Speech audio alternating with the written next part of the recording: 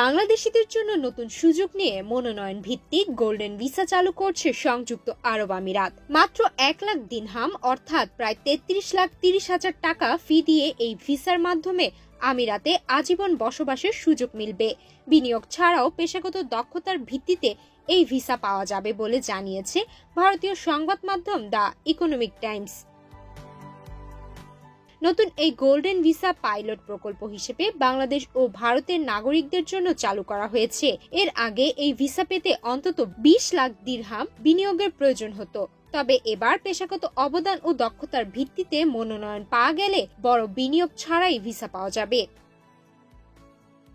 এই কর্মসূচির আওতায় শিক্ষক, nurse, digital content creator, sports পেশাজীবী, বিজ্ঞানী, উদ্যোক্তা, কর্পোরেট নির্বাহী সহ বিভিন্ন পেশার মানুষ এই ভিসার জন্য আবেদন করতে পারবেন। আবেদন গ্রহণ, যাচাই ও মনোনয়ন প্রক্রিয়া পরিচালনা করছে আমিরাত ভিত্তিক পরামর্শক প্রতিষ্ঠান রায়াত গ্রুপ।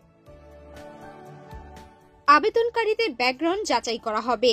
এতে আর্থিক অবস্থা, অপরাধমূলক রেকর্ড, সামাজিক যোগাযোগ মাধ্যমে উপস্থিতি এবং ইউএই এর অর্থনীতিতে সম্ভাব্য অবদান বিবেচনায় নেওয়া হবে। যাচাই বাছাই শেষে আবেদন পাঠানো হবে আমিরাত সরকারের কাছে এবং সরকারই চূড়ান্ত সিদ্ধান্ত দেবে। আবেদনকারীদের নিজ দেশের কর্তৃপক্ষের কাছ থেকে অনুমোদন লাগতে পারে, তবে দুবাই গিয়ে আবেদন করার প্রয়োজন নেই।